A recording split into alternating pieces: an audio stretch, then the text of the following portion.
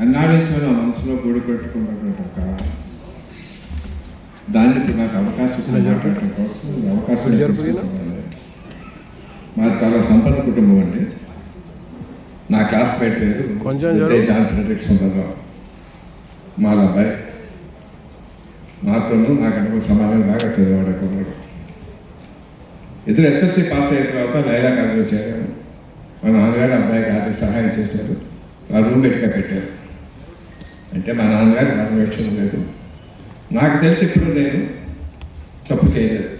కానీ నా తాతలు ముత్తాతలు వాళ్ళు నోటితో చెప్పలేని భయంకరమైన ఘోరాలు చేశారు పరమవిచ్ఛతతో.